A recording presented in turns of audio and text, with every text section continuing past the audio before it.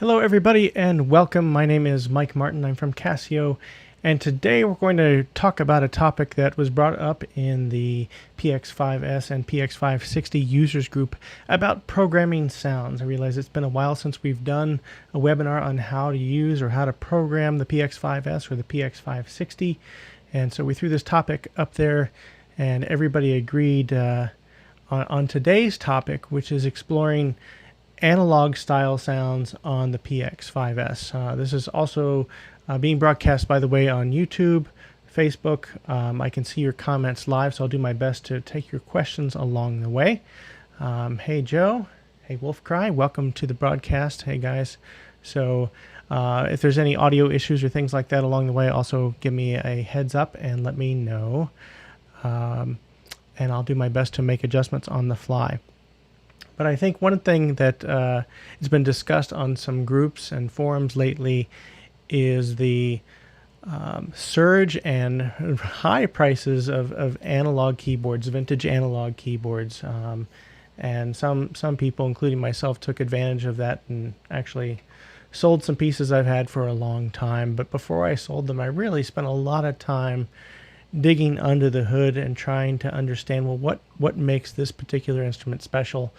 And as always, anytime I'm trying a different instrument or trying a different plugin or something like that, I am always trying to figure out, well, how can I do that on the PX5? And let me preface this. We're talking about analog style sounds. The PX5S is not a virtual analog keyboard.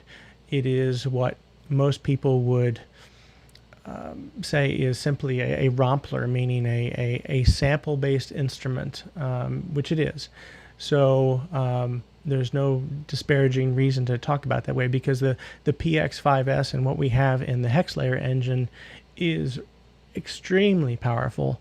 And what I wanted to do today is dive in and just to some degree get back into some of the basics and show you what the PX5S can do. And like I said, everything I'm going to show you today will apply to the PX560 and MZX500 as well. They have the exact same Hex Layer engine.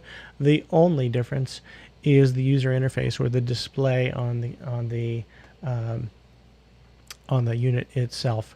So I do have a couple different views here, so hopefully you'll be able to see what I've got happening here on the front panel.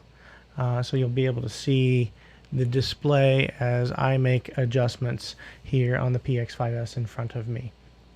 So we're going to actually work our way to a sound that's something, just this really cool classic brass patch. That's what we're going to work our way towards. I'm going to show you how I got there. So again, everybody, welcome to the chat. Welcome Jack the Rabbit. Welcome everybody. Wisconsin reporting in. Great to see everybody. So first, let's backtrack a little bit and talk about hex layers on the PX5S. And again, I'm going to say PX5S throughout this broadcast, but I'm referring to hex layers on the 560 and MZX500 as well. So a hex layer, simply put, is a single program or a single tone that is up to 6 layers deep. And the PX5S and all the instruments allow you to choose from a wide variety of waveforms for each of those layers, as well as different filter types and things like that. But again, based on the suggestion today, we're going to stick to some really just classic style waveforms. And I'm going to show you some tricks that these instruments have up their sleeve. So anytime I get into programming from scratch, I go to just a blank, empty hex layer tone. It'll sound just like a sine wave like we have here. And the first thing that I'm going to suggest we do right away is turn off the reverb. I'm doing that with a slider here on the PX5S that's by default assigned to reverb. On the other instruments, you might have to go into the mixer and turn down the reverb mix, because we want to get down to the bare minimum, just a raw kind of sound. So next we're going to dive in, hit the edit button, and go to the tone itself. So again, on 560 and 5S, you would just from the tone mode hit the edit screen, and then from there you're going to get into advanced and then layer edit, which is where we're already at on the PX-5S. So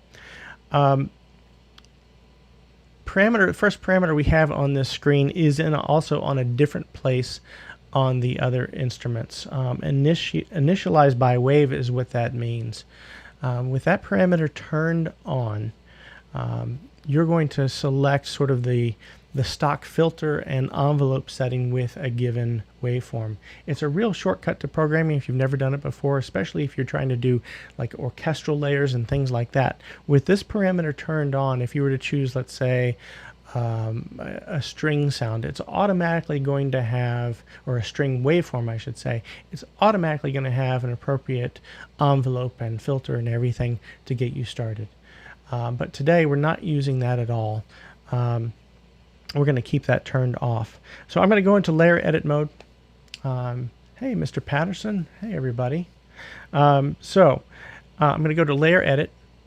And again, the waveform list is a little bit different on each of the instruments. But towards the end of each of the list, you're going to find some classic waveforms, some classic like sawtooth waveforms. And that's where we're going to start on this instrument. So just a classic raw sawtooth sound.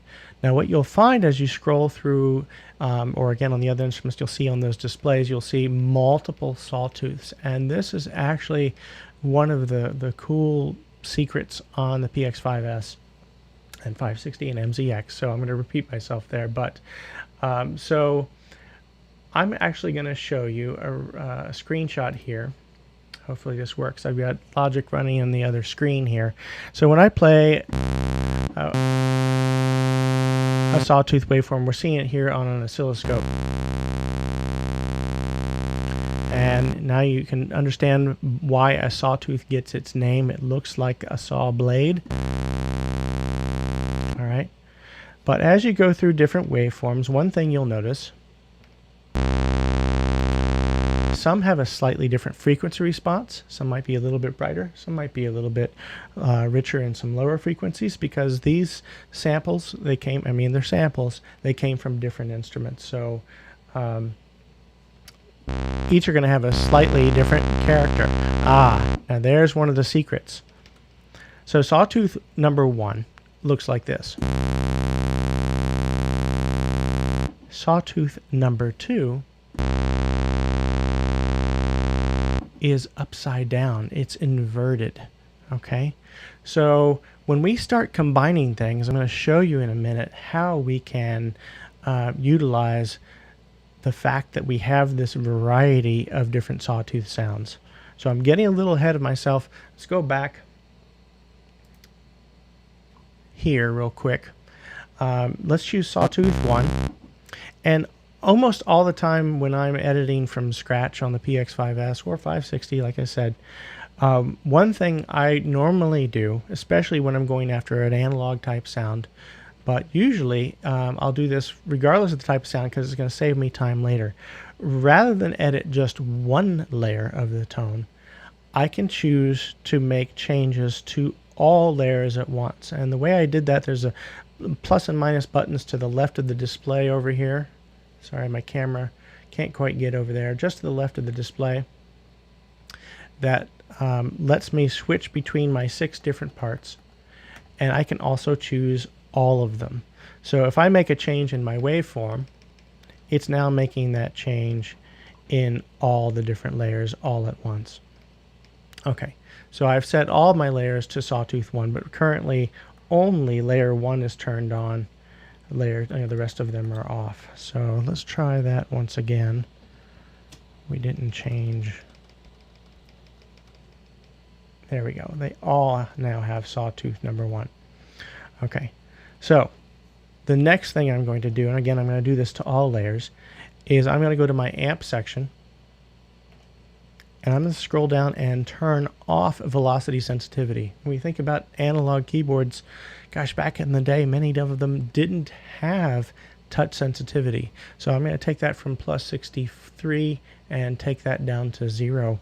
Keep in mind the volume might change quite a bit.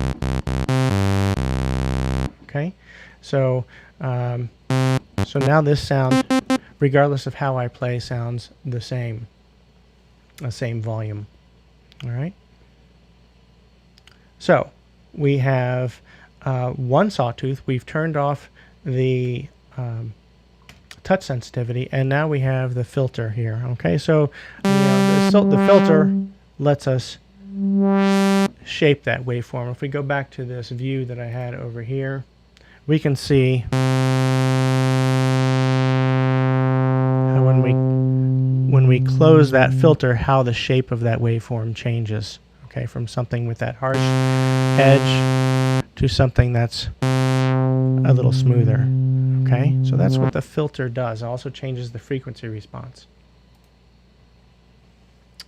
But we're going to come back to the filter. The first thing I want to do is I'm going to go in here and turn on my second layer so I have a second sawtooth going. So now we have two identical sawtooths on. And as you can hear, it doesn't sound much different yet. So the first secret I want to show you today, if you remember just a couple minutes ago, I showed you how some of the sawtooths are different from each other and some of them are inverted. So if I combine sawtooth wave number 1 with sawtooth wave number 2 that's inverted, take a look at what happens. Let's look at that oscilloscope again.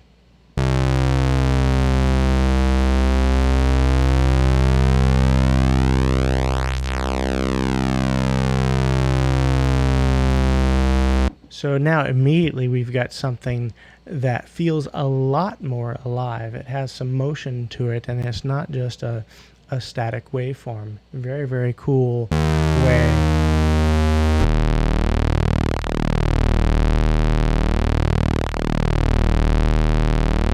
I'm sorry that screen share isn't updating quite as fast as I'd like, but so rather than just layering two identical sawtooths, which I can, one thing to do to add animation to a sound or to create a little bit more life to a sample-based instrument like the PX-5S is to use some of these alternative sawtooths.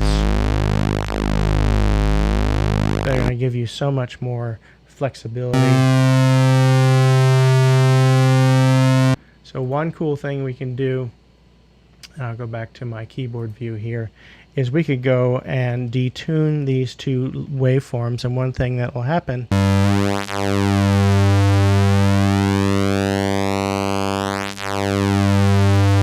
is the speed of that modulation you were hearing will increase or decrease. And I apologize, this camera is sliding all over the place.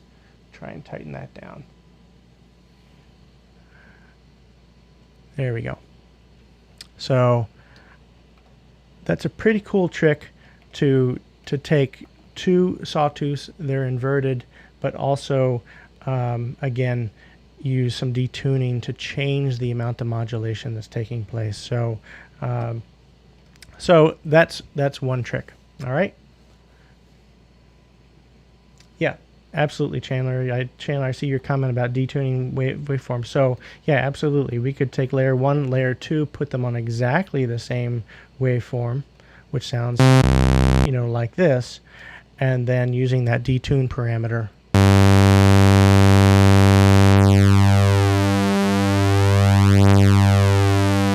You know, we're getting just the magic of two similar things at slightly different pitches, creating some modulation, thickening it up. And don't forget, we're only using 2 of 6 available layers here.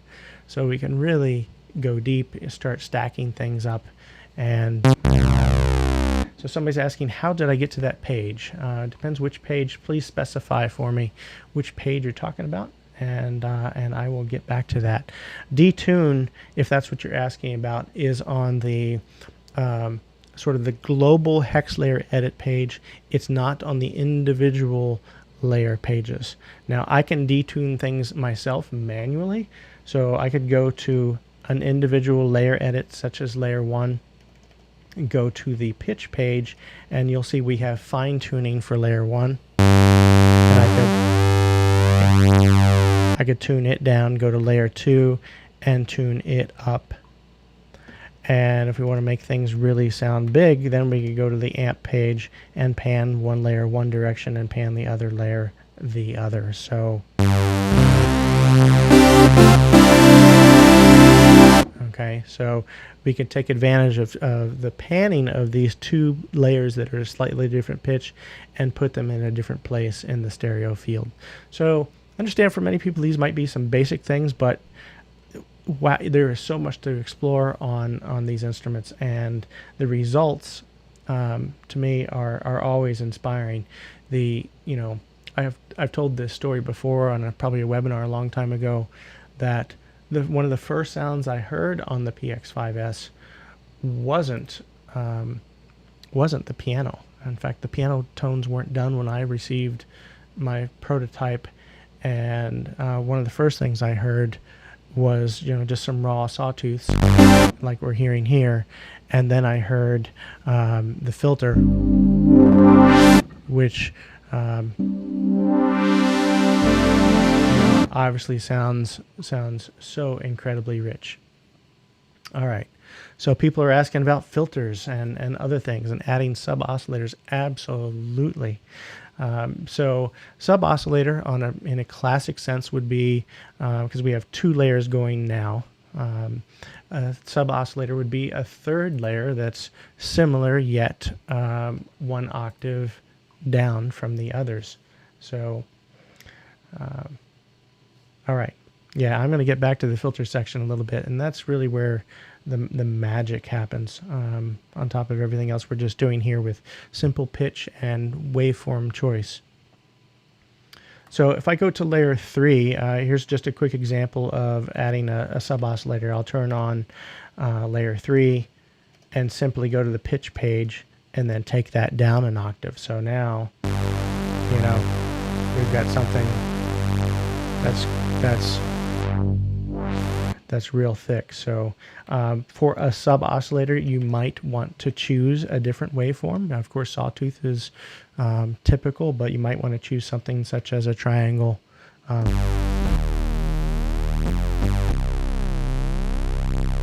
So you can hear the depth that type of waveform has.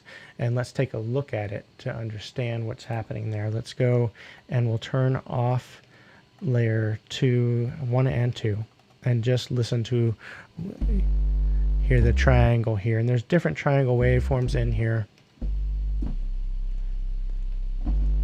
So some are a little bit brighter than the others.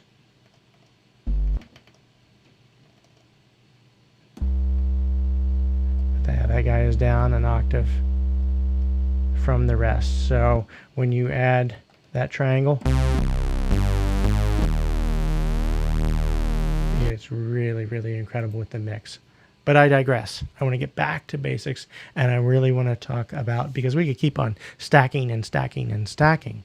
But what I want to dive in mostly here, and it's really one of the things that inspired me to put this topic up for suggestions, was what the filter can do and how great it can sound.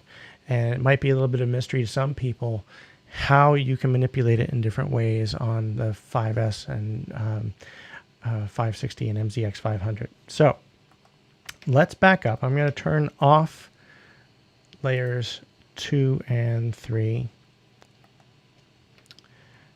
And I'm also, actually, I'm going to leave 2 on, but I'm going to put our tuning back to straight, or close to straight. There we go. So fine tuning. So we have 2 identical sawtooths here layered. And maybe I'll just detune them just a little bit here with the fine tuning. I'll just offset them ever so slightly. Because think again, your classic analog keyboards didn't have panning. I guess as you went up in price in the mid 80s, some of the biggest, Oberheims or whatever would allow you to pan or tune each of the voices in different places. But anyway, so let's. So I've got 2 waveforms going here, just slightly detuned.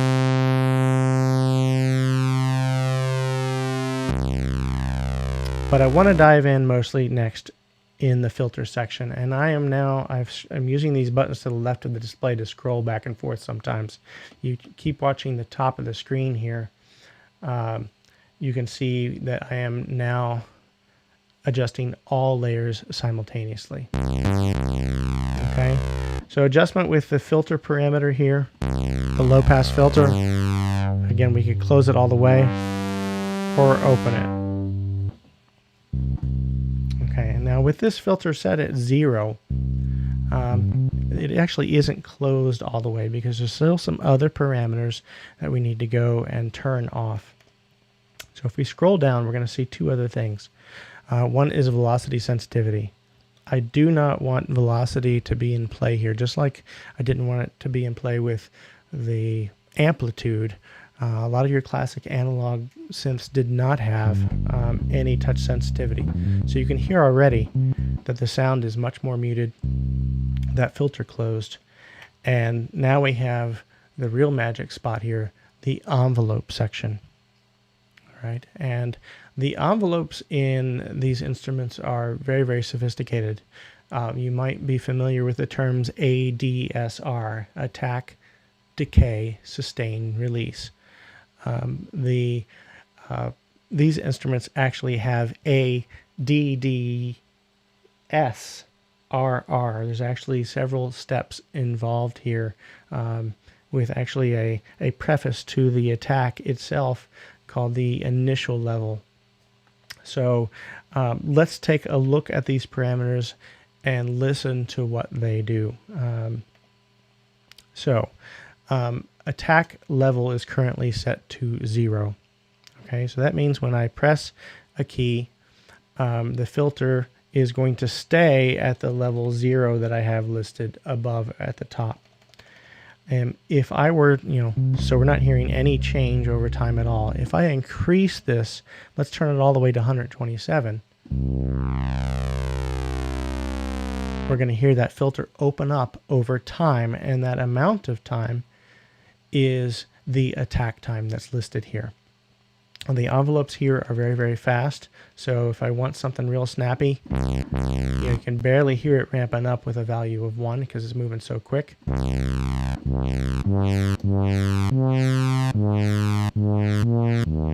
But as I increase that time to just, a level of 9 or 10, we're hearing it swell.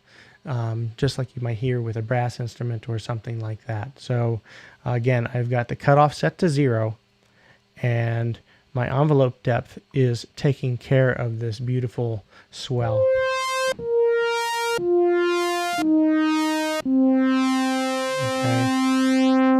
All right, so the next thing we hear after it reaches that top attack level is you hear it fade back off. So let's listen, let's take a look at what parameters are next. And now we have decay level 1 and 2, followed by decay level 3. So one semi-secret here is that decay level 3 is actually, should be the sustain level. It's labeled decay level 3, just the way Casio has traditionally called this stage of the envelope. But it is the quote-unquote sustain level. So as long as I hold the key, it's going to stay at whatever level decay number 3 is set at. So if I set that, let's say, at not all the way closed, but a lower level like 24. So we're hearing it going back down, but not all the way closed. All right. So notice that there's also decay levels 1 and 2, and these will help you shape the amount of time, or shape the curve based on the time values you have in here.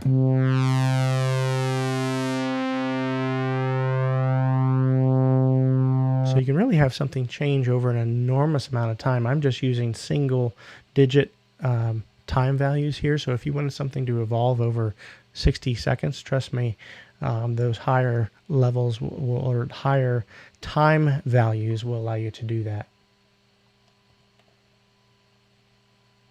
Yep. Chandler put it there in the chat. The decay level 3, or the sustain level, is the sort of resting state of of the filter, in this case the filter envelope, while you're holding the key. And then once you release the key, then you have other elements in that release envelope. But already we've got a cool brass sound that's, you know, opening up, has some very nice character to it, and that the magic of that filter doing its thing is what makes it special. All right, so next thing I'm going to do is I'm going to backtrack and let's play a little bit with the amp envelope, because we're hearing when I release a key, sound immediately stops when I release that key. So let's dive into the amp section, and again, I'm editing all layers. I'm editing all layers at once, and I'm going to go to my release time 1. I'm going to increase that value.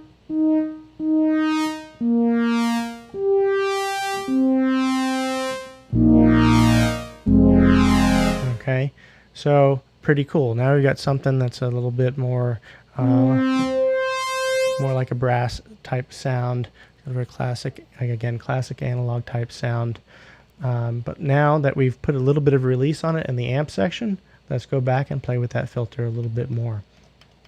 Because in the release section of that envelope, you can determine, does that filter brighten up when you release the key, or does it get darker, and how fast does it do that? So you see with a release time of 0, you can hear that filter snap shut when I release the key. But if I increase that a little bit, the filter now has a little bit more life to it, okay? So this is the real magic of this instrument, is the filters and how they respond and the character that they have. Incredibly rich and warm. And again, we go back to some things that we were talking about at the beginning of the webinar. Again, making some subtle changes to some of the waveforms. I'm going to like take that layer 2 and put it on that inverted saw.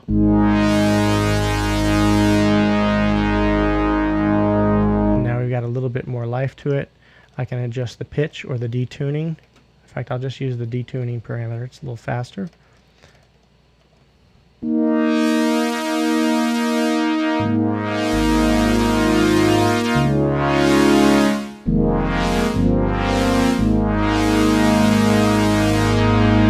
Now we got something that really has some nice magic and animation to it.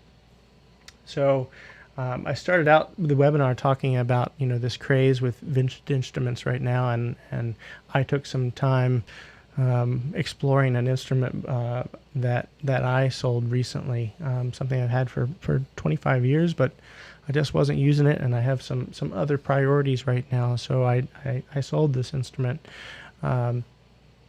And there were a couple things that made it particularly unique. I'll tell you for the sake of the conversation here. It was a Roland MKS 70, a really nice classic Roland rack mount synth. And I think if it had been a keyboard rather than rack, maybe, but it's also a box. I didn't have the programmer for it, and so everything had to be done from the front panel, which I finally learned to do right before I sold it. But one of the magic elements in that product after the filter, which sounds, you know, very rich like we're experiencing here, is that instrument had a chorus effect that was very nice. Juno 60 and other instruments had a really nice chorus that you could add, that really added some depth to the sound for it, pads or just sounds like this. So again, as always, I'm thinking, well, how close can the PX5 or again 560 get?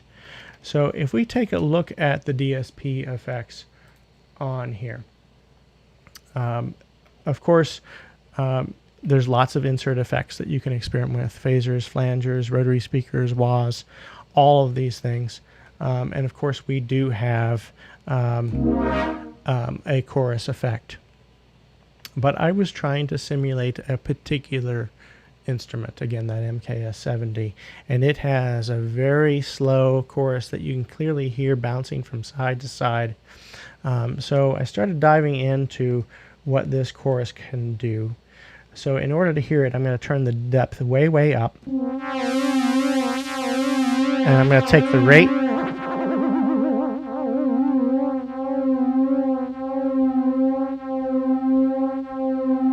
way, way down to about a level of 9. Now I'm going to dial back that depth. And we're getting close. But the real magic of our insert chorus on the PX-5S is down below. And again, you'll find this parameter on the other instruments as well. There's a polarity switch for the chorus effect, and by default it's on plus. If you switch it to minus, listen to the difference.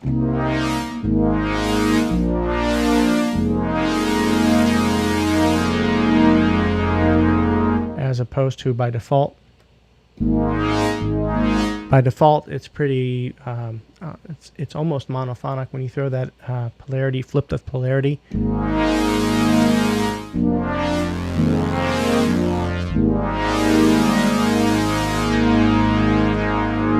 Now we've got a sound that is huge, and we still haven't gotten into going back to individual layers and panning them and placing them in the stereo field. So don't forget that, again, there are 6 layers, and so far we only have 2 of them turned on. I could turn on that Sub-Oscillator, which we set up before, on level 3. So now,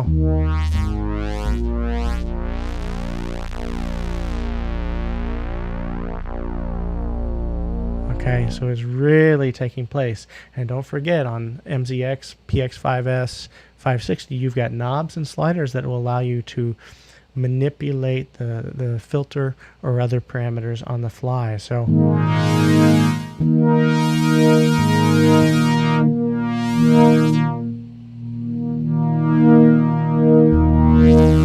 we could take that filter, the settings that we have, and offset them with the knob or slider in real time and change it. So again, we can continue to stack and stack and stack. But if you've done all of your initial editing of filter settings and envelope settings with this set to all layers, you don't have to redo your work as you continue to add components. Everything will come in with this same basic setting. So I could go in and add a third sawtooth or a fourth. And now you can hear things are getting very big, especially on the low end.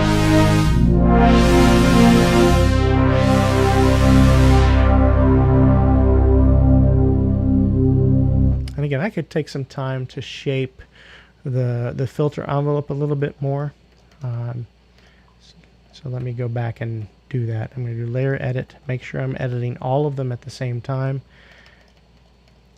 And let's change that decay time a little bit.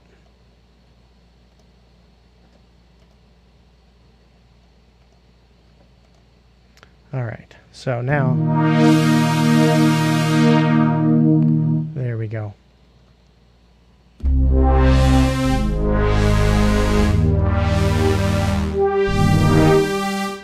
All right, so Joe's asking a question. Do the envelopes follow key follow? Yes, they can. The filter can. The filter you could set. You've actually got a couple points sort of at the bottom of the list here for low key and high key follow. So let's talk about this a little bit. So high key, well, let's do low key follow.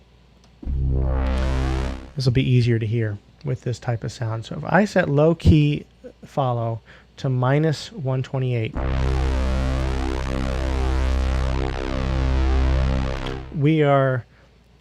we've offset that filter closing by using an opposite value here. Let's take it the other direction. So you can hear the filter doesn't even open very much. So what this low key or high key follow allows you to do is adjust the way the filter responds across the range of the keyboard. So maybe at the bottom of the keyboard, as I've adjusted here to this positive value, I don't want it to get so bright in the lower end. By adjusting this to a positive value, the filter's never going to open all the way up. If I set it to a negative value, the filter at the bottom end of the keyboard is actually going to work the opposite way, and it's going to stay pretty wide open. And of course, if you want subtle control, then use more subtle values. So you can set the point at which this key range starts to take effect. You can choose what key it starts to get darker or starts to get brighter right here. So there's a low key value. You also have high key value. So if you wanted it again to get brighter or darker past a certain key, you can do that. So that's what the key follow does. I hope that I answered your question there. All right. So another question, since we're here, how do you set the UFOs on filters?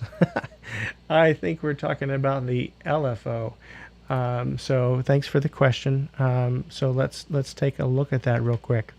The last parameter on this page is LFO layer depth, and each layer in a hex layer has its own depth parameter here, but I'm just going to change them all simultaneously here for the sake of example.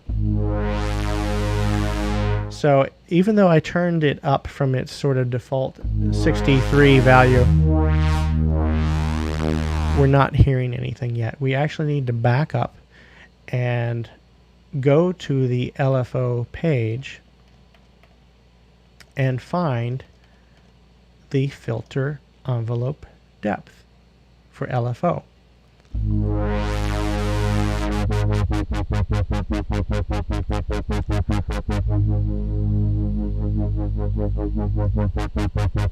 So we have a lot of choices here. We have waveforms. So we do sawtooths.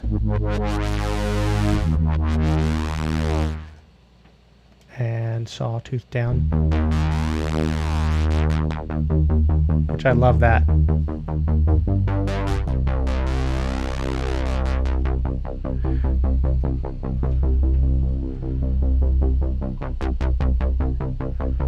That's what you're talking about. And we have, of course, time value there as well. So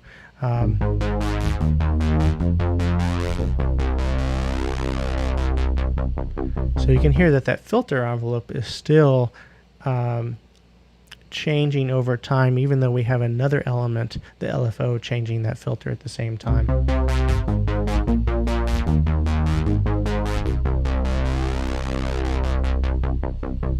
So lots of different waveforms. You can find pulses and other things in here too. So I'm going to digress a little bit because there are some things you could do here in the PX-5S in particular, using the arpeggiator as a separate modulation source.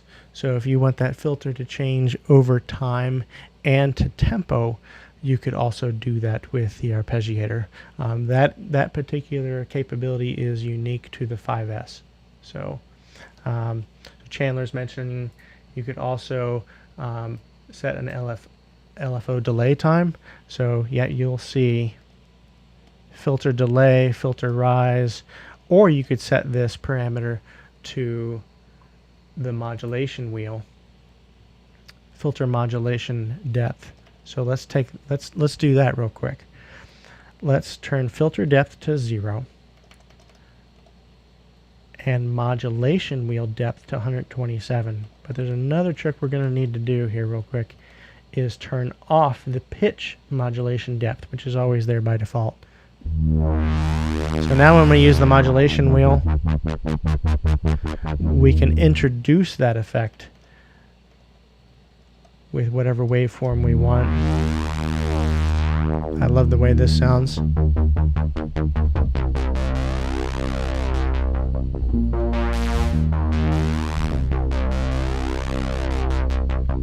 So Chandler chiming in again. No, you can't sync that is one limitation of the LFOs on the PX-5S and the other models, that the LFOs cannot sync to tempo.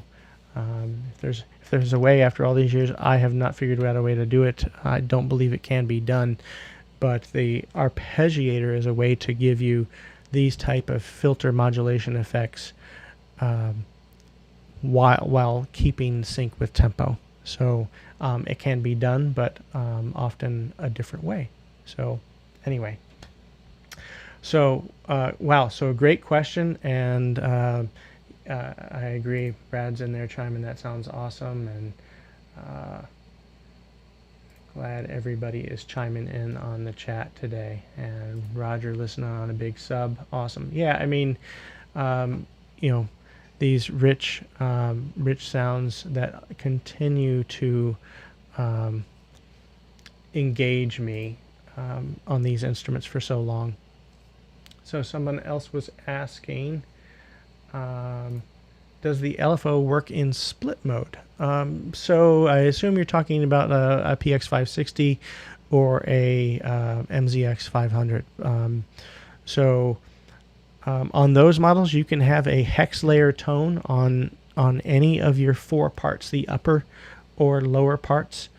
And so yes, you could put a sound with that type of LFO on the split side if you want. It's completely your choice, because all you need to do at this point is save your tone, save your user hex layer tone, and then you can bring that into your own registrations in the case of a PX560 or MZX, or bring it into your own stage setting on the 5S.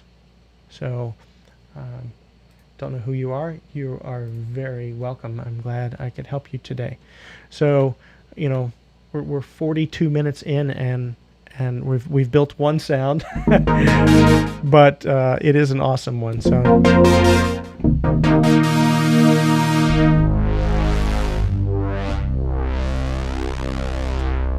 don't forget, we also do have system effects which we could bring back into play, and that's where we're, you know, sort of putting the icing on the cake, adding some system delay, some system reverb, or something like that. But if we're keeping things kind of classic,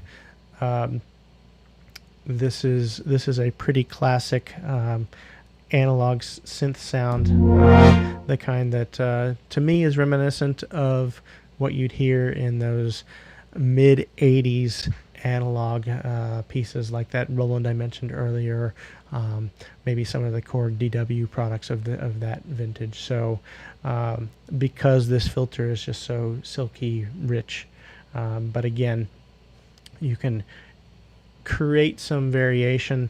I know earlier in the broadcast, I believe it was Chandler was talking about pitch envelopes. So pitch envelopes, we have envelopes for filter and envelope for attack and release and things like that for the amplitude, but you can also change the pitch of a sound or just a component. So you know, one thing we could do with a fourth layer maybe is add a little bit of pitch envelope to it.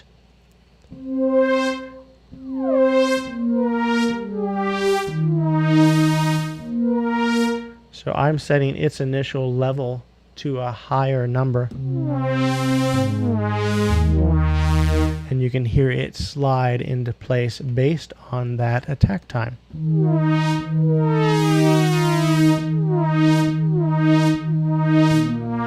So sometimes, again, depending on the sound that you're making, you can use a little bit of this pitch envelope at the beginning of a sound to give it some special character. Where does the time go when I'm feeling knobs? No kidding. Maximum rain. That's an inside joke. You guys might know that my son is named Max. My wife is named Rainy. So you'll find sounds in our products that I sort of penned after them. So awesome. Just found this video. Can the custom controls work for both hex layers simultaneously? So let me know which instrument you're talking about specifically. So in the case of the PX-5S, you could have multiple parts stacked, and you can choose which of those parts or zones are affected by sliders and knobs and which ones are not. And you can do the same thing on the 560 and the MZX. So you can choose, I want the filter to change this zone or this layer. Gotta be careful. This part in the case of the 560 and MZX, whether it's upper 1 or upper 2.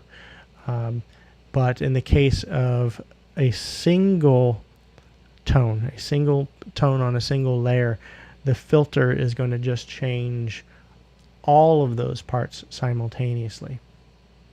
So I hope that answers your question. All right.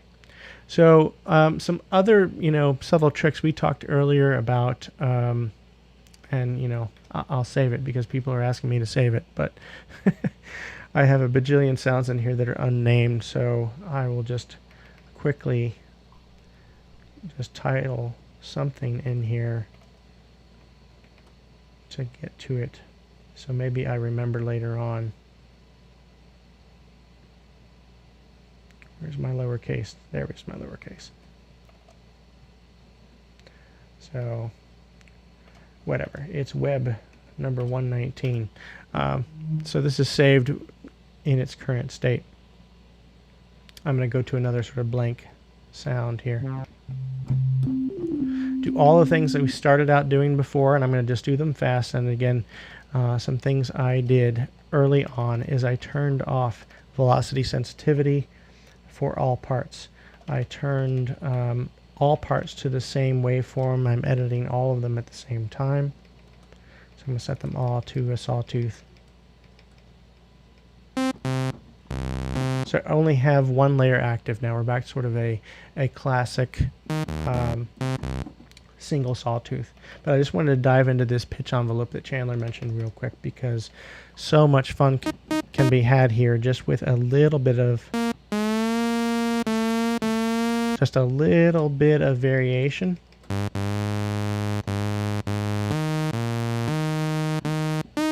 So just adding a little bit of slide up to the note at the beginning of that, you can give it a little character. And what I would probably do is on a second layer, pitch envelope. On a second layer, I would change the timing and change the rate. So you just get a little bit of inconsistency between layer 1 and layer 2. And then by changing the waveforms and maybe detuning them a little bit, we have you have a little bit more of that Roland, like GR300 type lead sound now.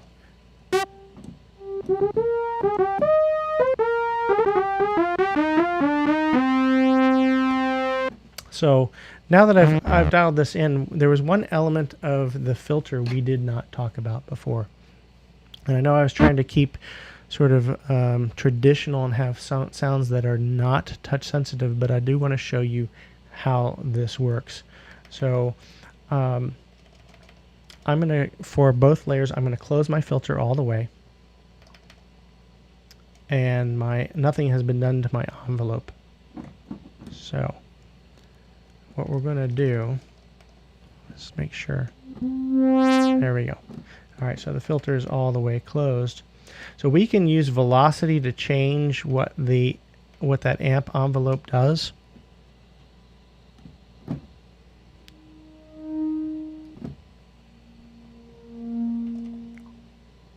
hang on. I stumped myself a little bit here. All right, there we go. Velocity sensitivity.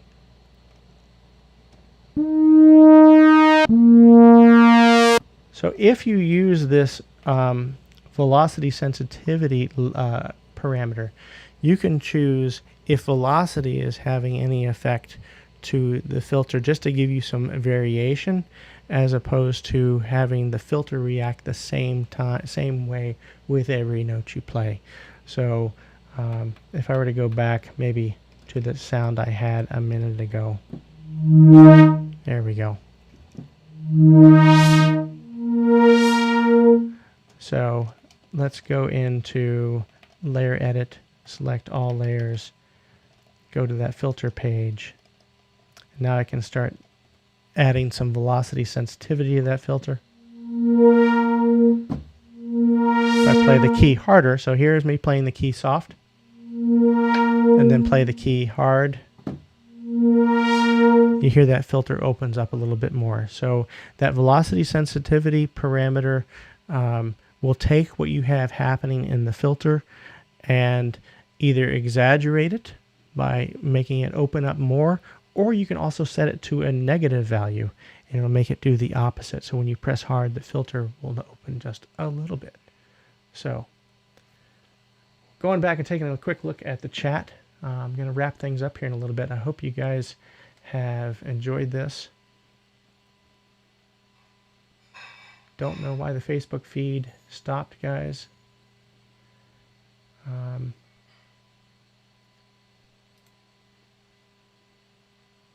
Yep. Roger, if you guys, we did a webinar with Roger a couple months ago. Go check out Roger Hooper Music. Listen to his music. My goodness, he does so much work just with the 560 and adding some other sounds and effects from his computer. But you know what I love about these instruments, and I think many people here agree, is that you turn them on, they're ready to go, and we're not getting you don't have to wait for your plugins to load or any business like that, and the sounds here are inspiring right after the fact. So apologize to those that were watching on Facebook. For some reason the feed stopped over there, but it is still going here on YouTube. But I'm just going to take closing questions at this point if you guys have them. Really, we just scratched the surface of programming some classic sounds and scratching the surface of what we can do with just a couple raw basic waveforms.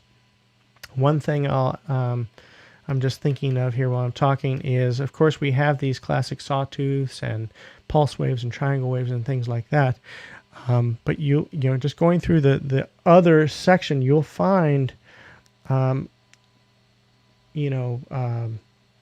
waveforms in here that are already combinations of a couple synthesizers. So that's just another way that you can further expand the palette and get some more evocative things. I want to address one question that I saw pop up before I forget. Someone was asking, could you emulate the digital native dance type sound, which is classic on the D50? Probably. I've actually never tried, so maybe we'll take that as a programming challenge going forward. But if you guys, many of you know me and know the types of sounds, I'm always, making these types of,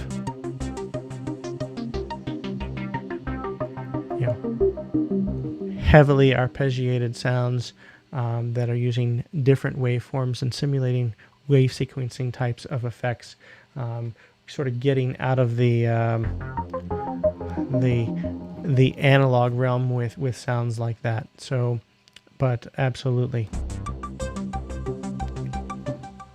So someone just mentioned, can you program the pitch bend range? So yes, on the 5S, one cool thing is that you can have a different pitch bend range for each part. So let me show you how I got there. It's actually under Stage Setting Edit, Zone Edit, Mixer Edit. for each zone, if I scroll to the bottom of the list, you'll see pitch bend range up and down for each of the zones. So I could have it go up a whole step, but also go down, 24 steps. Oops. I did the opposite. Sorry. Go back to 2. Pitch bend down 2 octaves.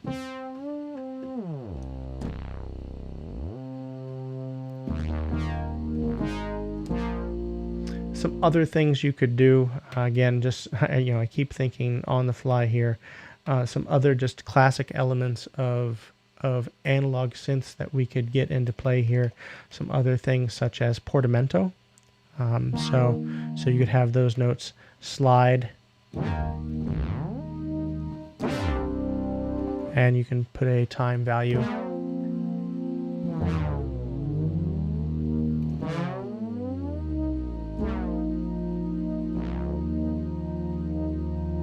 So Chandler's asking, let me see if I understand your question, Chandler. How would you suddenly add in a PCM brass waveform to add a bit more realism to your patch? One of the things I mentioned earlier is that throughout this webinar, I've been editing, except for where I made individual minor adjustments to each of the parts just to give them some variety, I've been editing all the layers simultaneously. So if I were to go into a layer that we're not currently using, let's say layer 5, and grab a sampled brass sound of some sort. Let me just find something here. Looking for a brass section, I guess. There we go. Sorry, we have portamento turned on. Let's back out. Turn off portamento. So yes, because I was editing all layers at once, that envelope, that filter, everything that I've made is already set for all 6 layers. And now that layer that I just added with a sampled brass already has that same envelope and same character to it. And now I could further modify it. So someone's asking, what's the name of the musician on video? It's me. It's Mike Martin. So, wow, guys. Anyway, I think we're approaching 1 hour, so we're going to stop this one today. But leave some comments below. Let me know if you like this video. If this is the type of thing that maybe we turn this into a regular Fun Day Fridays type of event where we just dive in, answer your questions, dig deep on the 5S, 560, and MZX 500, get under the hood, do some programming, and I would, it's a great way for us to spend our Friday afternoon. So leave me some comments there here on Facebook and YouTube. Thumbs up, shares, likes, all of those appropriate things. Please subscribe to the YouTube channel if you have not already. That helps us out a lot. Would really appreciate it.